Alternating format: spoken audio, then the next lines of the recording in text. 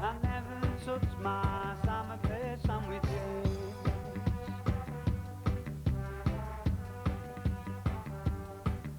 West Bank's like very clicky. It's like got its own little community.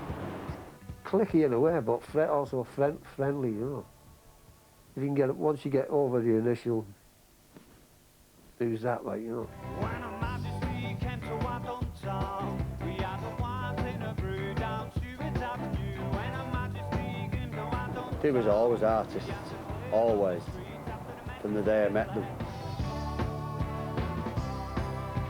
I used to go and play the guitar, or went round playing the guitar with them. Even before then, they were always drawing, always writing poetry. Well, I've never really understood the music, so I think it's above me, like, it's way above me. I think they was just naturally born artists, to be honest, and they'd have found if it weren't that, if they was born in the countryside, they'd probably write about beautiful things. I don't think they'll ever part. I don't think they'd ever break the relationship up. I always get frightened and thinking if anything ever happened to one, I wouldn't know how the other one would cope. The twins managed to deal with one subject, but between them, they are the ultimate clique. All right. All right. Right. You know, we've got this gig on Thursday. Yeah. Well, we reckon we need this sofa for it. It's just for this gig, one off, and we'll get it back. Been out wrong with it. No way you taking that. So it's not us sat on it. It'll be a favour, big favour. Oh, No, he'll look good. When you're writing songs, you're some sort of vampire in taking like the blood from your culture, and it keeps you alive in these songs, and you got to find it from your own life. It's the right kind of settee. It's right. It's from West Bank. We need a West Bank settee. You'll never get it through the doors. It's true, you'd have to try and get it through the doors. You're not giving it hand, Dad, or Well, taking documents in hand. You just use where you come from. It's the only thing, you know. I mean, it's the only thing we can. You can only show your passion if you tell the truth of where you come from. you have to tilt it. Who's the furniture? That's what I said. Yeah, that's why. That's why you're letting us have it, because you know we can't get it out. They believe in it and they keep on doing it, so I've nothing but admiration for them. But you've never really seen them, have you? Only at my 50th birthday. Got a tape in the car. To get that out, you have to put it on one end, feed the back part out the door, with this headboard. Well, we've got to get a settee from somewhere. I mean, say our Dean doesn't give us in, what we're going to do then? I just can't work out. Everyone's settees, you just can't get them out. There's an abattoir there, and everyone complains about this smell that goes across Widnes, and in some ways your accent is develops from a place. I mean, with the Brown Cows of Elocution, we had a play on the word, the teaching now brown cow. You know, this is how you speak properly, and we kind of used our environment and now the way we speak, and we said we'll celebrate our accent. People come up to us and goes, oh, your music sounds great now, but I'm a little bit worried about how much your accent comes through and that. But I find it a bit odd when there's people like Bob Marley and there was West Indian and he used their accent, and it sounded colourful. Well, Elvis had an accent, didn't he? Brown cows of elocution, the brown cows of... The brown cows of elocution, the brown cows of... I mean, it feels great when you're doing a gig and the people around there are singing Brown Cow. It feels really good to say, yeah, we are champions together. Actually sat outside Sinatra's bar, sorry, in Benidorm. There was a lot of Geordies there. There was a few people, and they were singing songs, rugby songs, football songs. And we have a competition where one table sings, and then you finish. The table sings better than you. So it's just like it runs on. So you say, in the end you say, right, sing, or show us your ring. So then they have to get up and they have to show you the ring, and that's that. We had replicas of the Eiffel Tower and an Arctic roof on the living room floor. So we just started singing Matching Houses, I think it was, or Brown Cows. Brown Cows it was. We just got up, sing our heads off. They'd done all their bit and they were crap. They were crap. They were singing rugby songs, football songs, and you just come out with Brown Cows. Only the lads that were with us knew exactly what we were about. And they all got up on the Everyone tables, joined dropped the strides, shown their asses, and were off. Because they were beaten. The walls were live with lopsided matadors. Our out-of-focus friends from Ibiza would have killed for.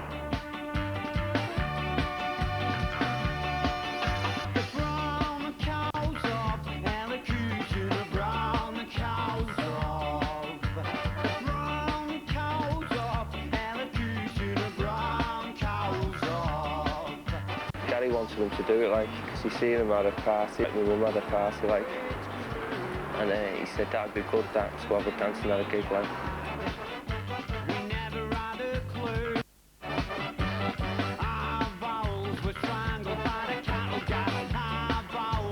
Oh, you'll get people laughing. You're bound to laugh because it's because of the age difference. Like at a gig, you'll have people jumping up and down and things like that. Oh, they're going to be dancing like old-fashioned style, like.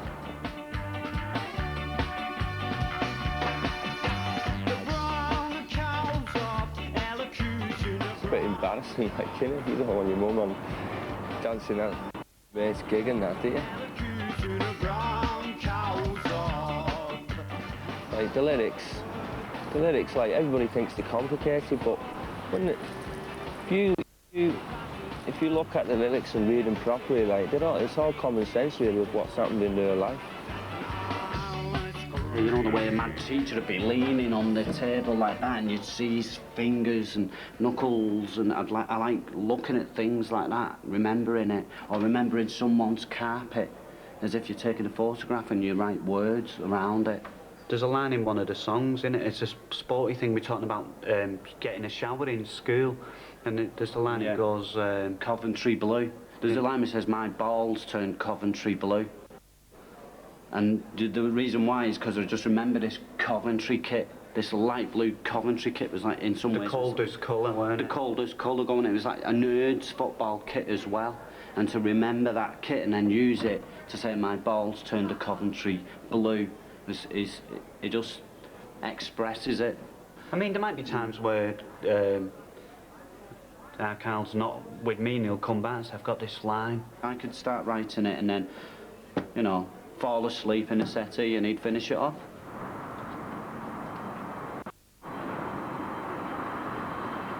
Used to be a bit of a bully, you know, like bully the twins and all that, chase them and all that.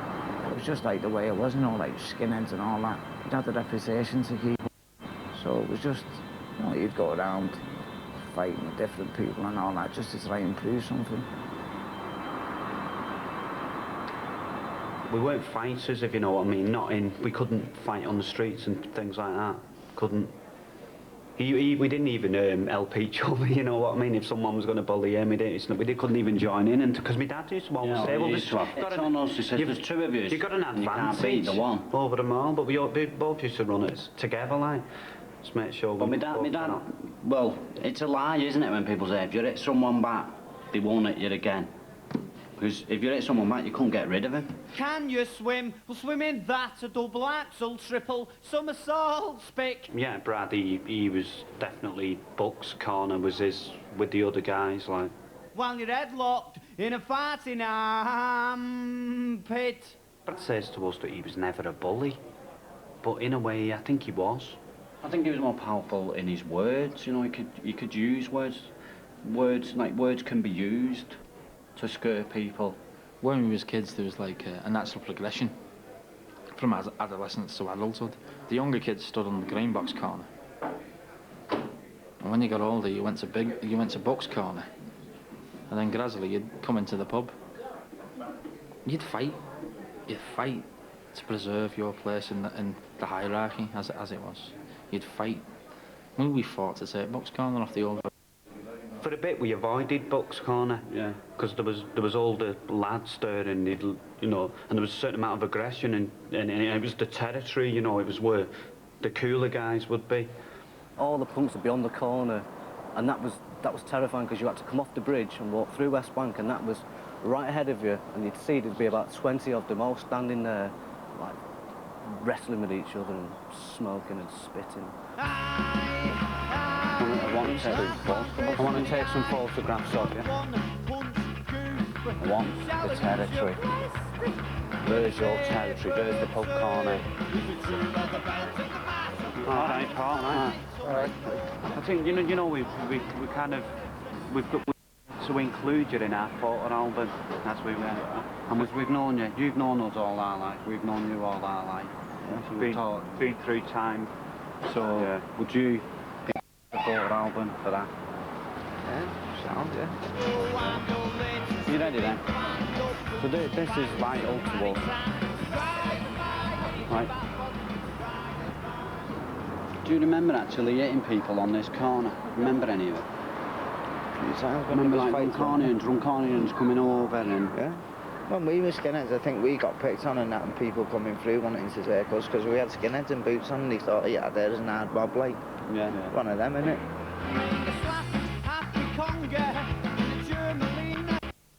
The picture of Paul Dorman using Bucks Corner to represent the territory that people have, but it's the same kind of thing. It's better to get someone who had knowledge of what it was like on the street. Does that feel homely, that? So I like the idea of a dog because a dog like pisses in a spot as its territory and it goes back to it. So if you just kind of imagine like you're a dog, so if you lean on all fours, is that all right? Would you do that? You have a dog and you put a muzzle on it, you're constraining it.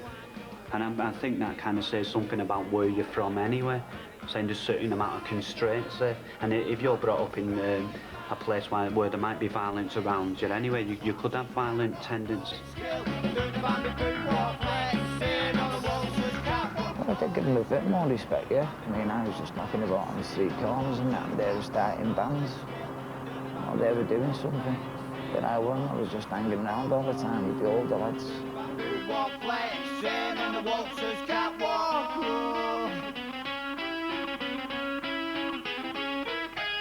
I found grace in the eyes of one punch goof that challenged you blessed with a sabre tooth.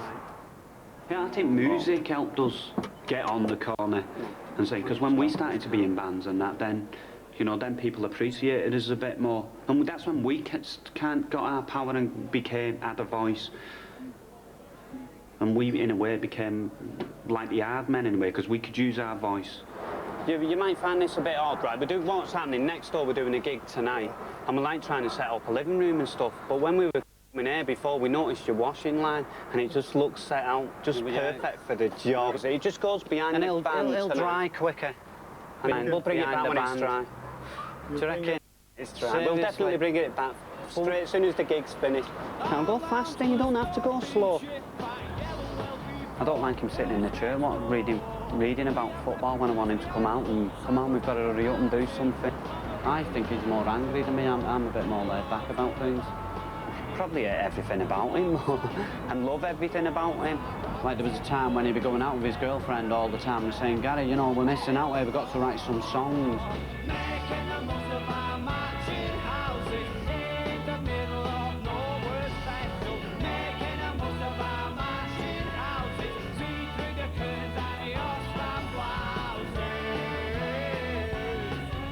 I think it's the hardest gig. Play in front of the people you've been brought up with, because it's like when you played football for the school. You were good every week until your dad turned up.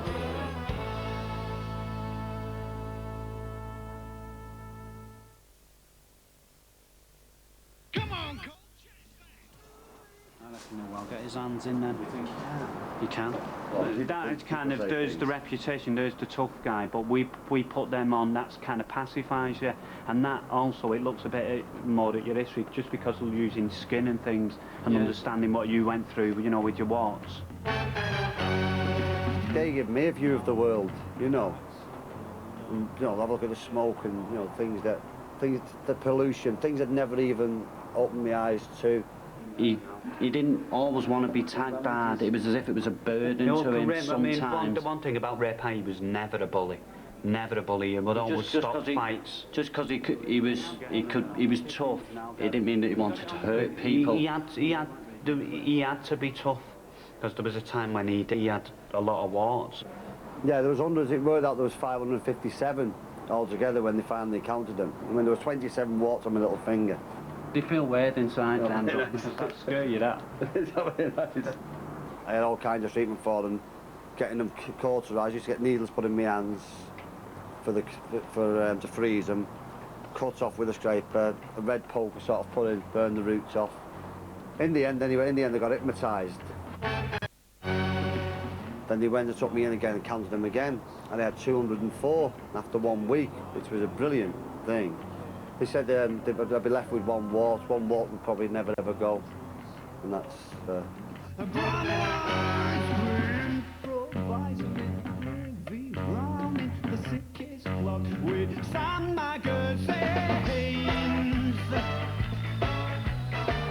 mean, he wasn't very big lads, he was only small lads, he was very shy, very scared, looked a bit nervy, easy to pick on. They used to always say that I was their cousin, and I then had to be sort of their protector, if you like, in school. You know, they always come to me and you'd use me, but Ray Pye's my cousin, and they would be left alone a little bit. And I thought the chickens were quite good for the obvious reason that a chicken is a word, that chicken, you know, someone who's scared and that.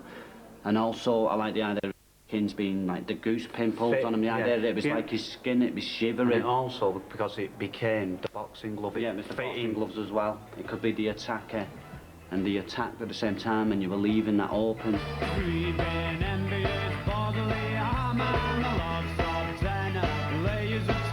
I think once you create art and you put it on the paper, it doesn't belong to you anymore, and it belongs to the people to interpret it how they want. And it is so true of being an artist. You make an image, and then once you've done it, you've put it on the paper, you know what your intentions are, and then people can interpret it how they like. They told me to look around and have a look at people. It's all the name Just of art. do your normal readings. That is it. I mean, the real motivation for it all is real life.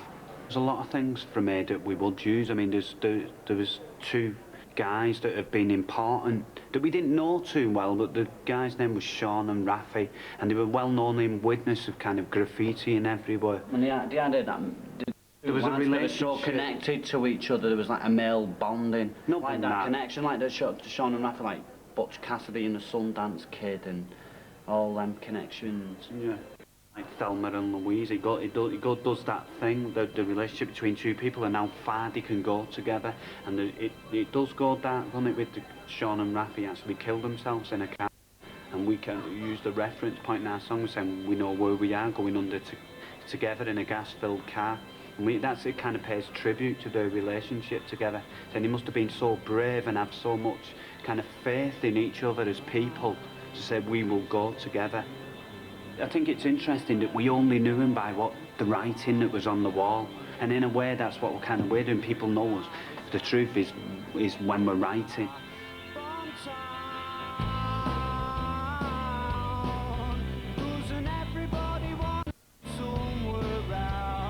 We've always attracted the outcast, the person that doesn't fit in some ways. We've always attracted them. I'm your greatest living fan, your punch bag, your Samaritan. You can ride my piggyback body to a sucker's baptism in a shagger's den. I think we've got these lines in a song that would sum up John Carr for me, and the lines are, it goes, pull the communication cord, I'll strip tease through your telephone call, nobody knows who I really am, but under my vest I'm a Superman. I think that kind of, the question mark for John Carr, I think there is a question mark there, no one does know who he is. I'm not sure if West Bank is different. I think the only thing that makes it appear different, I think when we're writing songs and that, we're kind of giving fine detail.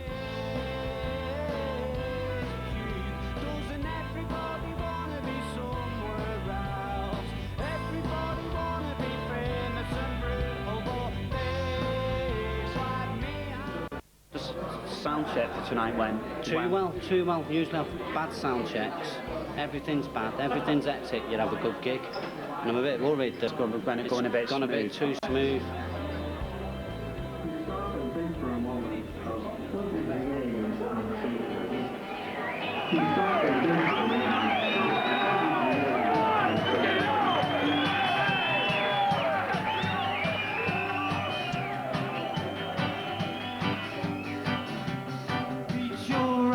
average working pushing a button in a light bulb factory. Meet your average working stiff. I never touch my salmon paste sandwiches.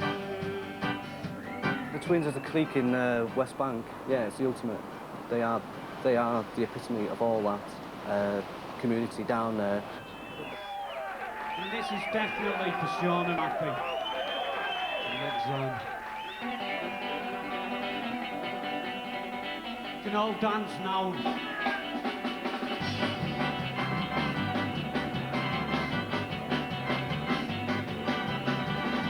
You know, I think when we say that, we know where we're going. You know, we're going under together in a gas-filled car. I think it's like saying that we will be together. We'll always be, yeah. I think we will do it together. Can't see how we can be separated. We know exactly where we are. We're under together in a gas-filled car. We know exactly where we are. We're under together in a gas-filled car. We know exactly where we are. Going under together.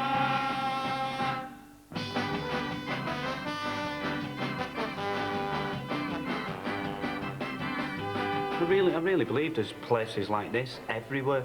We kind of try and focus on people. I think and you're we're talking learning about domestic things as well, you know, people's living rooms and, you know, gossip and the rows that go on, you know, they like them to be gossipy songs. Make some room. We'll have some real dancing now.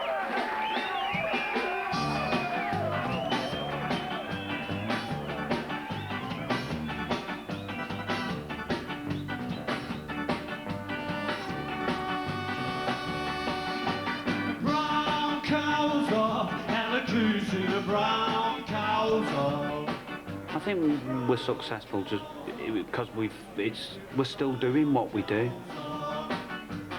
Most people get older, staler as they go on, you know, they seem to drop off. I think the successes that we are as young as when we started. Maybe that's the vampire in us.